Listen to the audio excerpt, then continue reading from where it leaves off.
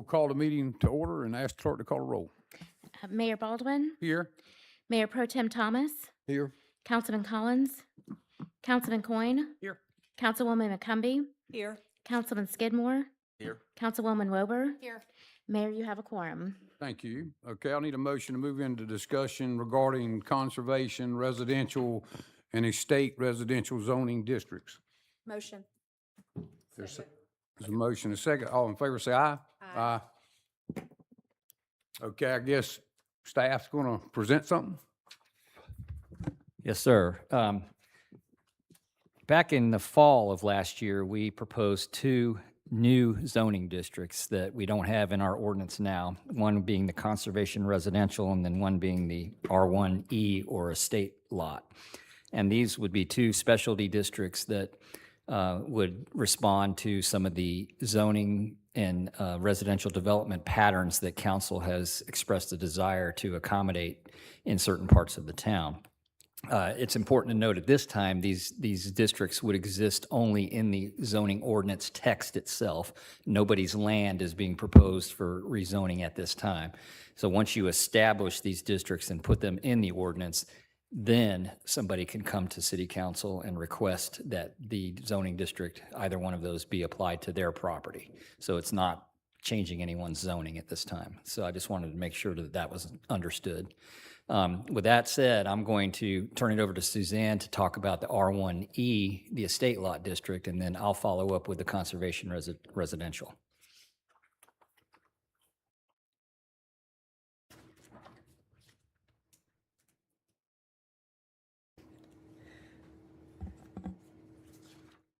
As Jim indicated, you guys last saw this issue paper at your meeting on October 20th.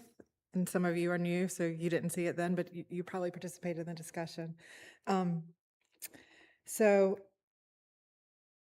there are some neighborhoods in town where historically they were developed at a larger lot size than 10,000 square feet, which is the minimum required for R1.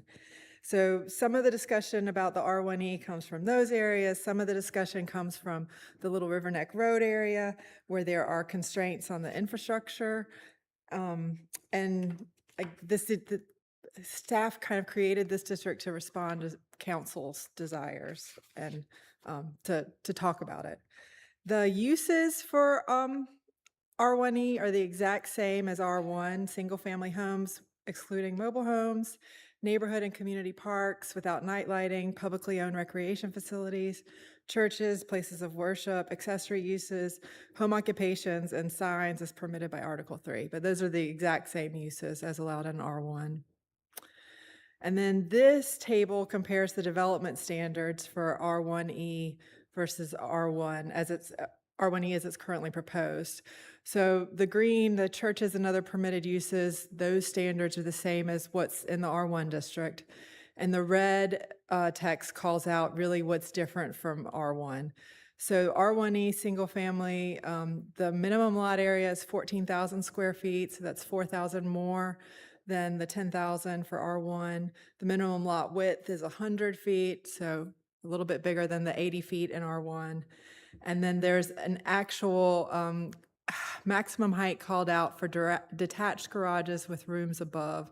So like where you'd have an ADU, so that's called out specifically in the text. But virtually everything's the same for R1.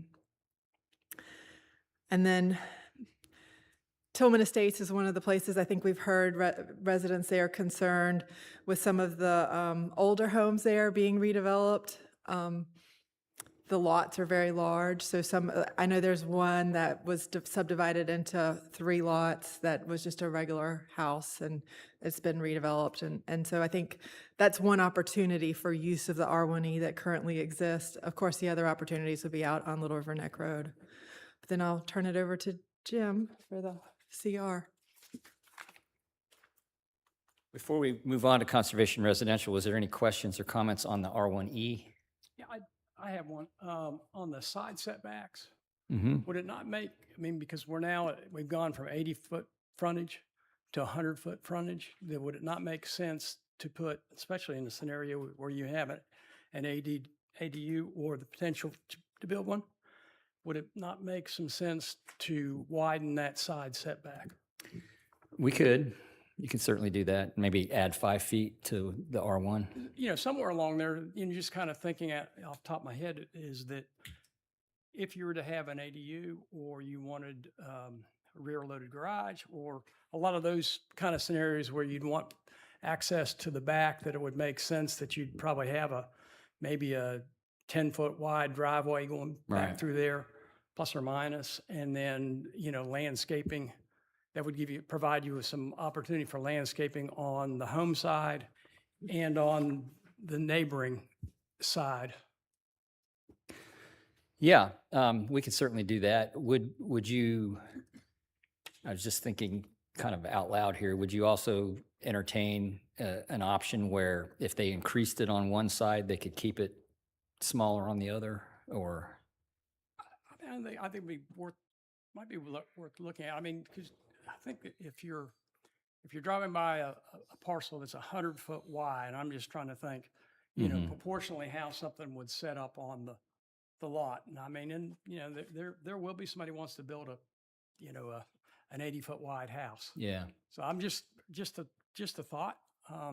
I think we, you know, just off the top of my head without studying it a little further, I think if we increased it to 15 from 10 in the R1, I think that would be workable. We'll look at that and see if that holds. But I think that's probably a good compromise for the larger lot size.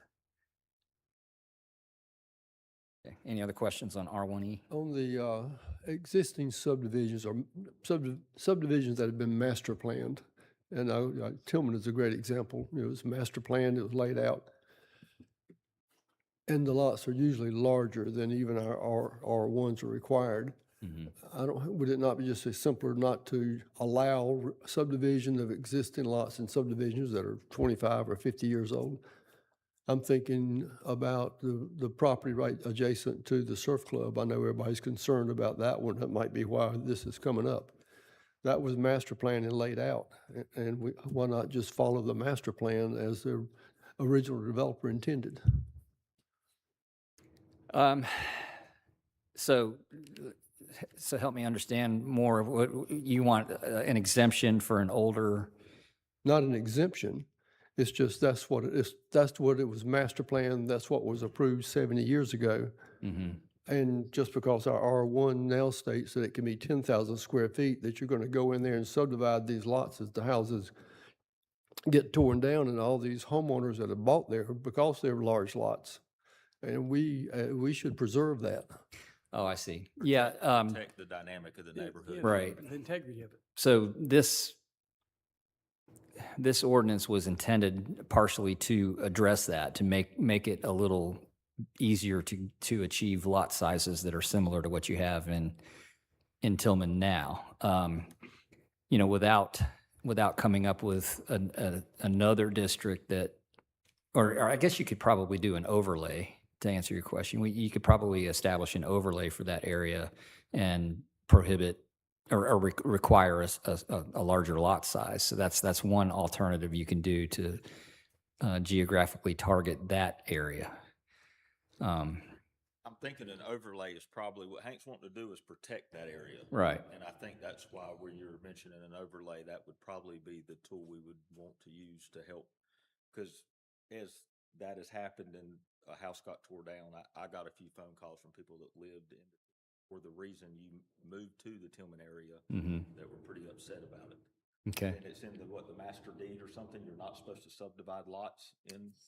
As long as I've read it, I don't recall, but that could be right. And then on top of that, it just, you know, it was all drawn out. There's a plat, and it may not be recorded, but they had a master plat, and every lot in Tillman was laid out.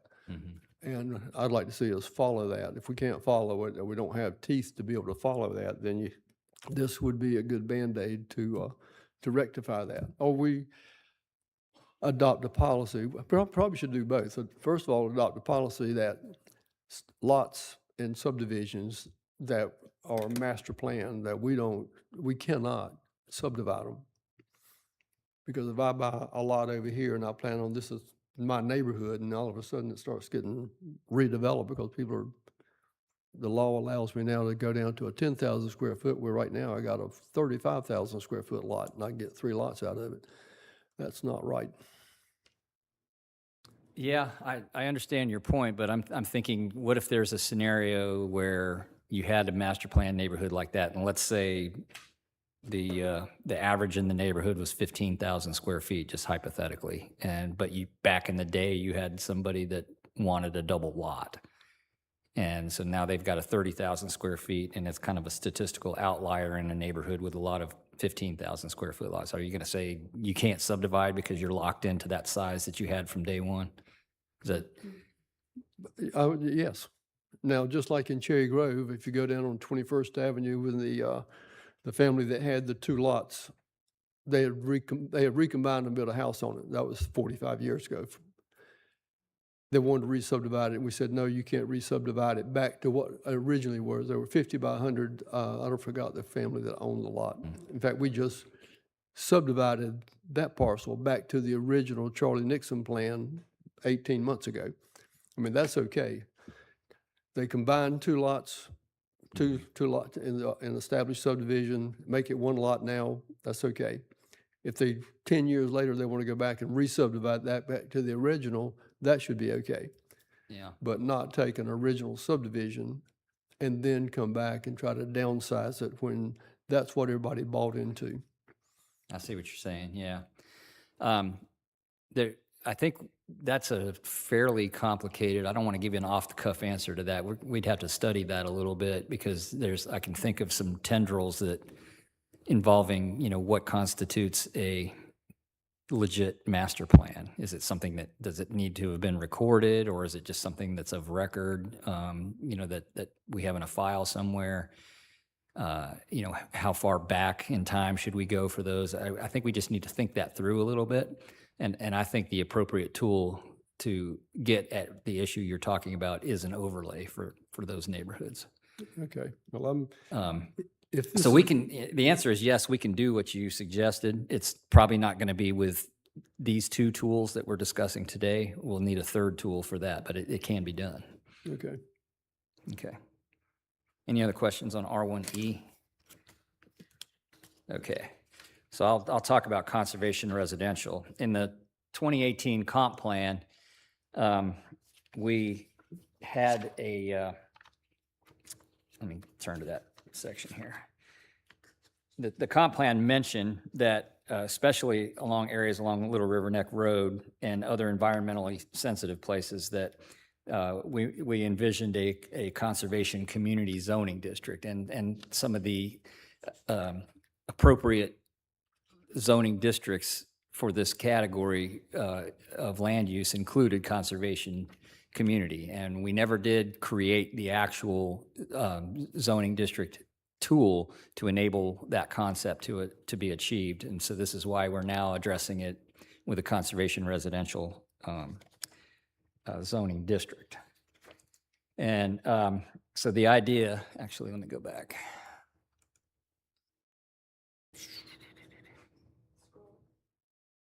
Scroll back. Okay. Yeah. So the idea of a conservation subdivision, and this is a comparison between 2 different types of land development. On the left here, you see the sort of the conventional subdivision plan where people go in and they carve up pretty much the entire site into individually owned lots, large lots, lots of street area, lots of infrastructure to serve that, as opposed to a conservation design, which has the same density, same number of units as the left example, but it's done in a more sensitive and planned way to preserve land. So you have large swaths of open space being preserved, smaller individual lot sizes, but the same density. And then you're having continuous or contiguous parcels of open space that are being saved, and environmental features on the site that really add to the quality of life of the residences in there. And this particular one that we're envisioning creating, it's a 4 dwelling units per acre is the maximum total density that you can have on one of these projects. That, by any standard, is considered low density, and that's, pretty comparable to our R1 district now. With 10,000 square foot lots, you achieve at best 4 units an acre, and probably a little bit less when you take in the infrastructure needs.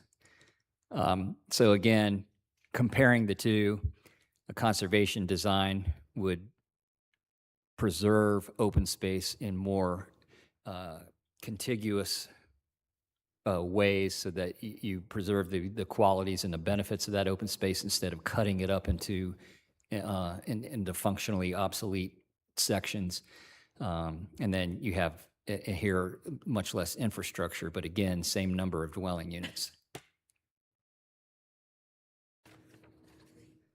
So this pattern of land development, it better preserves larger intact open spaces, which is better for stormwater management, it's better for wildlife preservation, and it's other ecological benefits. So in this district that we're proposing, these are the uses that would be allowed: single-family homes, single-family or semi-detached dwellings. And a semi-detached dwelling is basically a duplex where you share a common wall, but you also own the land underneath your unit, as opposed to a duplex dwelling, which you don't necessarily, it's all on one parcel of land. Neighborhood and community parks without night lighting, publicly owned recreation facilities, churches, home occupations, pretty standard stuff for a zoning district. Residential signs. Community gardens and equestrian centers, and importantly, accessory uses, including accessory dwelling units, or an ADU. So that's basically kind of like the mother-in-law suite over the garage, or something similar to that, if you think along those terms.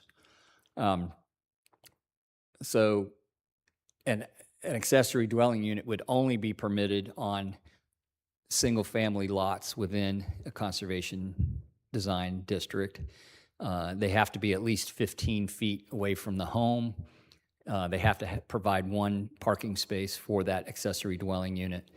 The principal home has to be owner occupied, so you can't have somebody that lives in Raleigh or something and then tries to rent this thing out.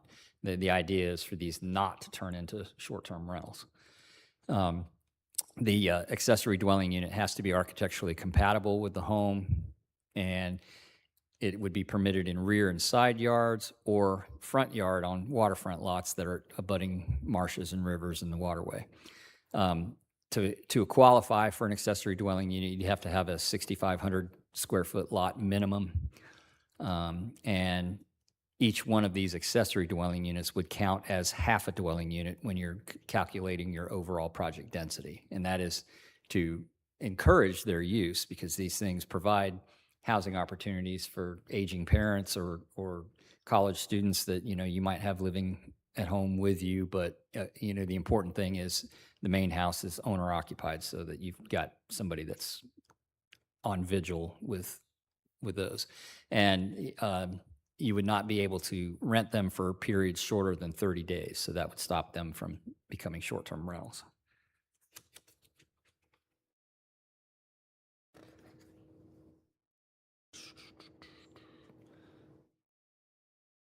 So the overall framework, again, the maximum density for these types of projects, and you're mixing different home types here, or you can mix different home types. And the overall maximum density is 4 dwelling units an acre, which is considered low density. And you have to have a minimum of a 15-acre site in order to ask for this zoning district. You have to preserve at least 35% of the land in common open space. And of that, 60% of that open space has to be in one contiguous tract. So you can't cut it up into environmentally useless little slivers of open space. The housing mix, here we're saying that at least 10% of your homes in your project have to be on minimum half-acre or larger sites. So that's, a 21,000 square foot lot. basically, which is, pretty large by today. We don't have anything in our zoning ordinance that requires anything that big now. So, again, we're trying to encourage a variety of housing types here. So you got 10% of your units have to be on half-acre or larger lots. You can have a mix of single-family, duplex, triplex, townhouse, and ADUs. Your townhouses, when you get to the other end of the spectrum, are limited to a maximum of 10% of your total dwelling units. So for the large lot homes, minimum 10%; for townhouses, maximum 10%.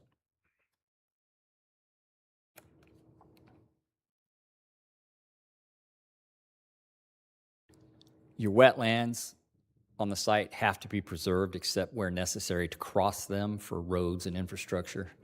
You have to have a 20-foot perimeter buffer with vegetation retained around wetlands. The open space, when you're calculating that 35% total open space minimum, we're going to ask that it be prioritized around wetlands, flood hazard areas, significant stands of trees, any potential agricultural land, view sheds, or other natural features. We would only allow native landscaping and pollinator species within these developments, and trail systems would be encouraged in lieu of sidewalk sections in some portions of the development, so that you have an integrated trail system for pedestrians within the development. And then you'd have a meandering roadway design intended to follow natural contours of the land and to reduce the monotony that you can sometimes get in gridded street systems. They would also have architectural standards. You would be required to have front porches, a usable front porch on these homes. I think it was a minimum of 7-foot depth and 80 square feet total. Your garage width, the garage door, can be no more than 40% of the width of the entire frontage of the house, so that they don't look like garage mahals. They actually look like homes. And then if your front door of your garage, if your garage door faces the street, it would have to be recessed at least 5 feet from the rest of the house, so that it visually diminishes the look of the garage door. And then we don't allow vinyl siding in these developments, because they're typically going to be in areas where it's more rural or agricultural in nature, and you have possibility of wildfire risks, so we're not going to allow vinyl siding in those. And then we have a variety of heights for these, depending on the type of use it is. For townhouses, it'd be 45 feet, and also for the single-family homes that are on those large half-acre lots, that would be 45 feet.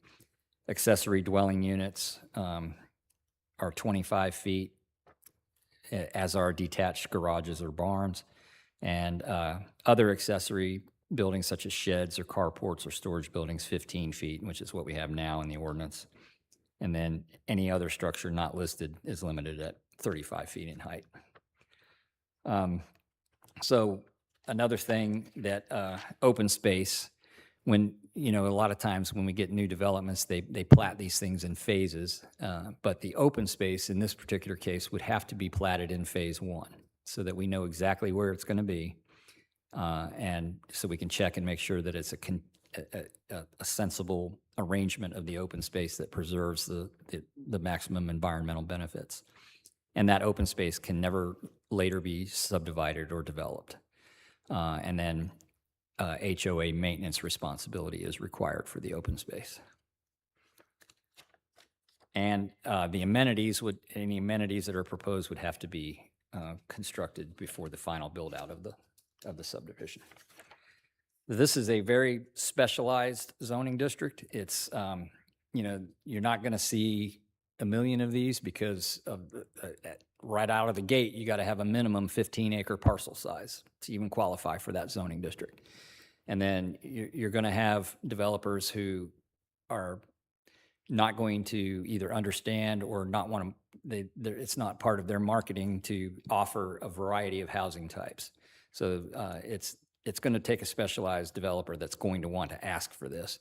But we think that there are opportunities, especially out on Little River Neck Road, where this zoning district can be applied and get a really high quality, environmentally sensitive project out there that has very low density and, you know, keeps any additional traffic on Little River Neck Road down to an absolute minimum. So again, just to reemphasize, all we're doing is we're creating these districts and putting them in the zoning ordinance at this time. Nobody's property is being zoned either of these until someone comes in and asks for them. So, any questions about conservation residential? On the mix of the residential, townhome, and that, is there, if you want to do this all residential, could it be done in all residential? Yes. Okay, but so in other words, there's a cap on them, like the townhomes, which I think were 10%? Yes. Maximum, once you calculate your density, let's say you have a 20-acre site, 4 units an acre, you get 80 dwelling units total. At least 10% of those have to be on half-acre lots. So that's a minimum of, what, 8? You'd have to have 8 homes on half-acre lots. So now, once you take that, so you're basically, you've used up at least 4 acres of your site for just that one component. Now, in order to achieve the rest of that density to get you to 4 dwelling units an acre, you're likely going to want to have some other housing types on different size lots to make up for that density that you lost by having the half-acre sites. So it's a way to encourage a mixture of different housing types. I'm not opposed to that. I think we need more diversity in the homes themselves and the plans and the you know, I mean, this tees up to be a very Yeah. At the same time, in that- conservation, but yet still traditional neighborhood. right. So yeah, and not only are you not only are you preserving 4 acres for those half-acre home sites, you're automatically counting out 35% for open space. So now you've got very little land left. And so in order to achieve your density, you're going to want to ask for some different housing types and different housing sizes. But at the same time, we don't want someone coming in of their 80 dwelling units. We don't want them coming in and asking for 60 townhouses. Correct. That's not the point of this district. So you would be limited on that end as well. On the open space, does it have, you had some natural area in there, say that open space, say this property has been clear cut, previous, you know, it's been timbered at some point in time.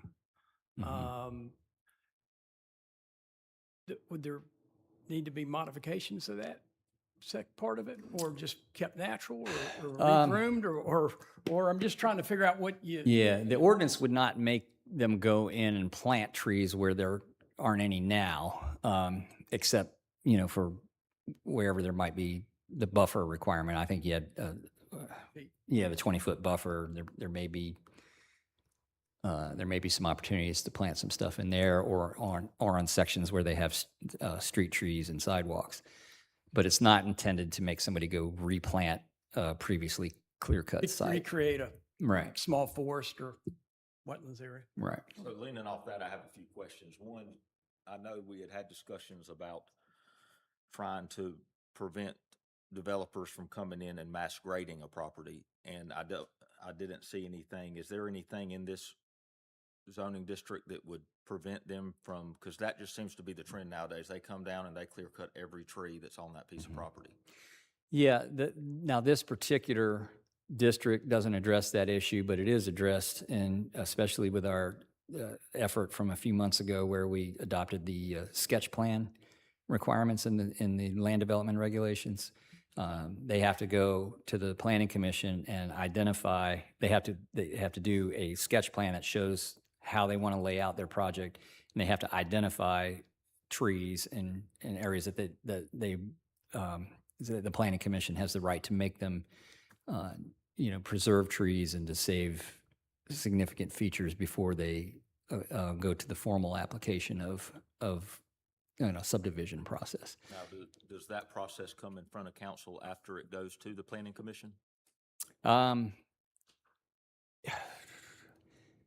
It would be what you would do is when, excuse me, when you're applying this district to the property, that would be a council decision. But planning commission would then be the body that reviews the, pardon me. Planning commission would be the body that reviews the subsequent development plan. And then, and if I missed it, I apologize, but we've talked about buffers around the wetlands, which I know we do that now already, but there also had been discussion about doing a perimeter buffing from other abutting neighborhoods to protect them from a new development. So they, still, even though they're living beside the new development, they still feel like they're living beside woods. 20 feet. 20 Yeah. feet, yes. 20 feet. And if that's there, another thing we had stuff in there that the HOA would maintain common areas, so that would automatically fall as a common area. Right. Okay.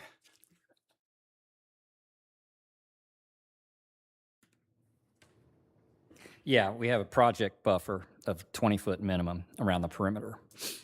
And that would be part of the 30, well, let's see, is it counted in the 35% open space? It's been a while since I looked at this. Let me look at it again.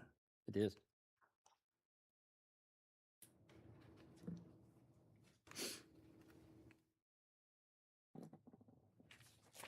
Says half. Oh, no, one half of the buffer area can be counted toward fulfilling your minimum 35%.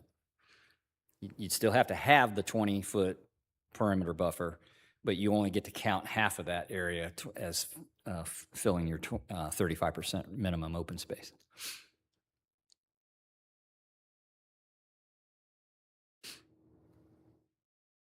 And then minimum lot size? Let's see.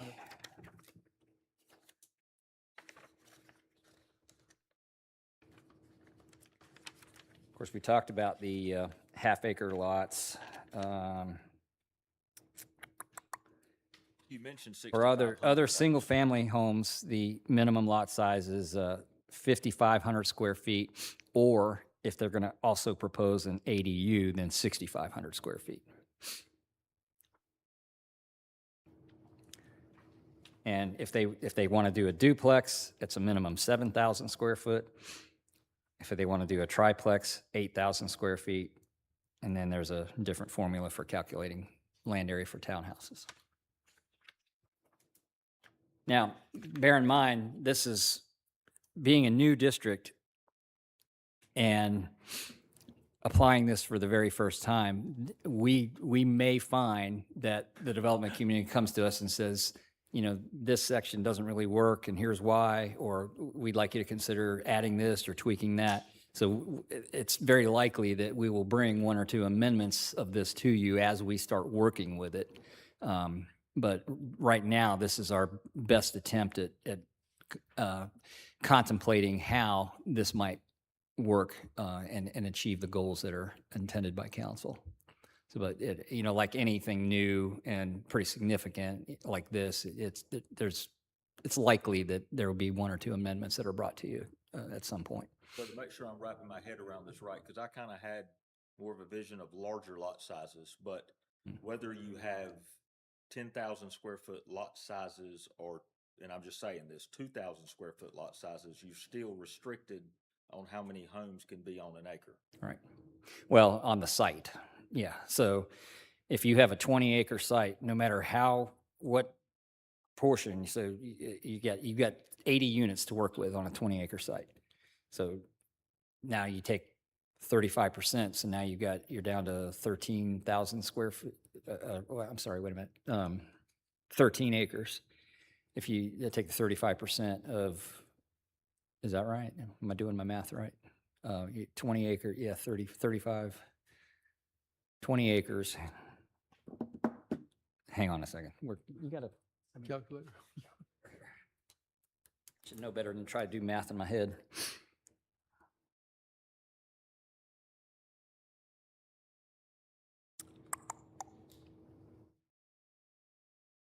Yeah, so basically on a 20-acre site, you've got 13 acres left after you preserve your minimum open space.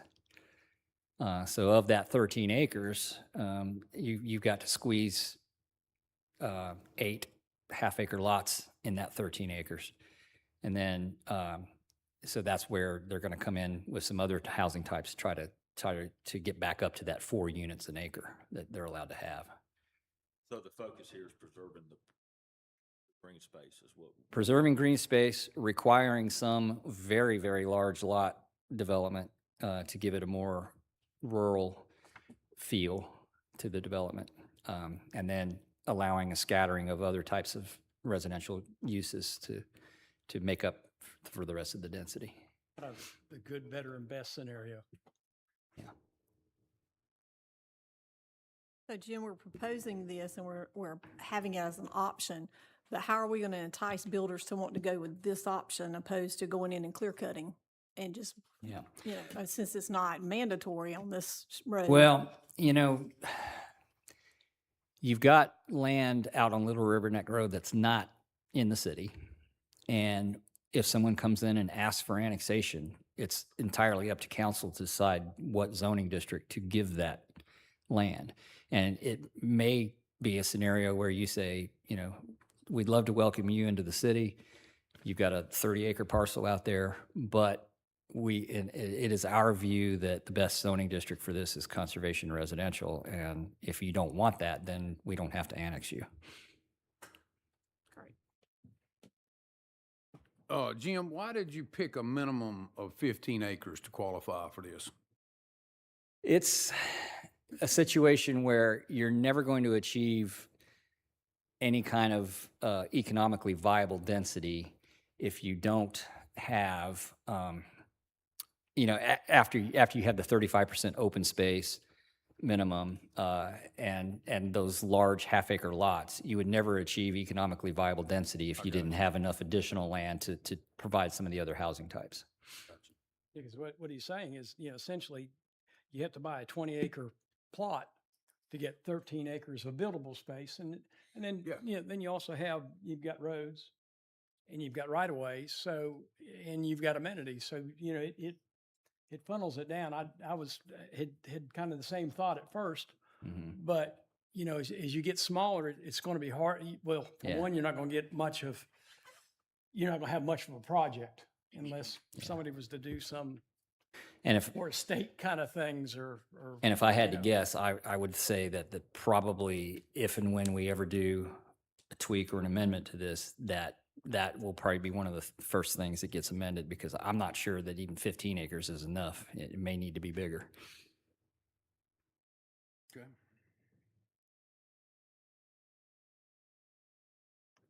So, the beauty of just putting it in the ordinance at this time is that we've got time to figure out if it works without impacting anybody's property rights, because we're not applying it to anybody's land at this time. So we got time to figure it out. Make sure that plus we're going to get some feedback. Yeah. I mean, and it's definitely experimental in a sense of the ordinance itself, and working the details out that, maybe the buffers become some, just examples, but, maybe the buffers have to be, maybe just 15 feet. I don't know, but I'm just saying, or, an adjustment on the open space, and, maybe that some of that stuff becomes more on a site by site basis. If there was one that has a, fair amount of wetlands or something that are a little bit difficult to overcome or something like that. But it's and the 4 dwelling units per acre is a maximum. There's going to be properties that are so environmentally constrained that a developer is not going to be able to achieve 4 acres or 4 dwelling units to the acre. They may end up with 3.2 dwelling units to the acre. But as the availability of land drops, then those sites, a market will come to it. People will want, and there's some people that naturally want that. This whole concept of conservation design, just to get into the weeds of planning history a little bit, was conceived by a planner called Randall Arendt. I think he might have been a landscape architect, but he wrote a book about conservation design 20-something years ago, and it's been successfully used in a lot of areas all across the United States. And people tend to love living in these kind of developments when they're done well.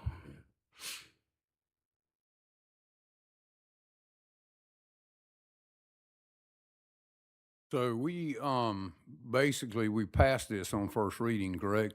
And now we're having a workshop, so we did not pass it? I thought it was a pending ordinance. I No? believe we passed it. I don't remember for sure, but if, Okay. yeah. It was postponed. For some reason, I was thinking we had a pending ordinance on the conservation district. No? Okay. Yeah. We brought it to you for consideration, and then I think we gave you the option of passing it on first reading and then having a workshop, or just going straight to workshop, and I believe We went that straight you to decided to workshop, go straight okay. to workshop. All right. So now we'll have to have a first reading. Will this need to go to the planning commission? Yes, it will have to go to planning commission. Gotcha. Well, that's all right. It's already passed planning commission. It couldn't have come to you for first reading last Right. time. And so. Okay. So it won't have to go back. Has there been And- changes? Unless that- you tell us there's something in here you don't like and you want us to change, if something significant changes, then we'll take it back to planning commission. I think we got a great starting point. I do too. Yeah. Thank you for all the hard work. I know this was a lot to put together. It was, but this is the kind of stuff we get excited about because I know the potential for the end result. Got you. Are there any other questions or comments by council? Good work. Thank you. I'd like to say the same thing. Through conversation is how all this stuff kind of started, and I appreciate staff and everybody else for taking the time to start to put all this together for us. Thanks for meeting with us. Absolutely. Anybody, would the public like to speak about this the issue we're discussing in this workshop today? Please come forward, give your name and address.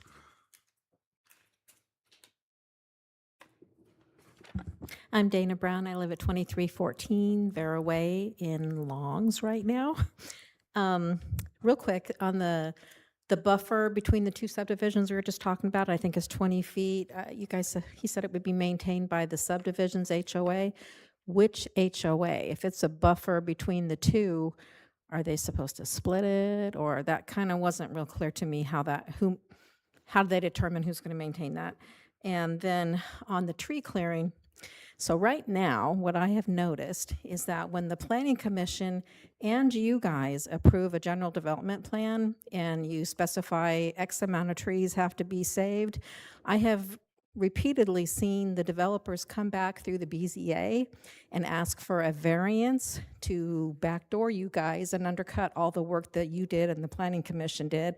And then the BZA usually grants the variance, and in my opinion, improperly, because I don't think it qualifies. Most of the times they do it, but that's how they're getting around and clear cutting by doing that.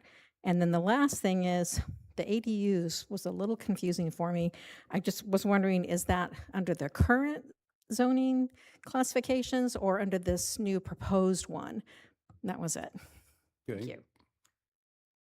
I'll answer the first and third question. The first question, the entirety of the 20-foot buffer is on the site that's managed by the HOA, so it's not a split maintenance situation. So that entirety of that 20 feet would have to be maintained by the HOA of the community. And the third question is the ADUs are very specific to this one zoning district at this time. So Jim, if two neighborhoods qualify for this zoning, there'd be a 20-foot buffer on this neighborhood and a 20-foot buffer on that side, and so each one of those HOAs would be responsible. Would be responsible for their 20 feet, 20 feet. right? Okay. Yeah. Thank you for that clarification. That's what I meant. I didn't say it good. Any other comments by the public? Hearing none, we'll need a motion to adjourn. Motion adjourned. Second. All in favor, say aye. Aye.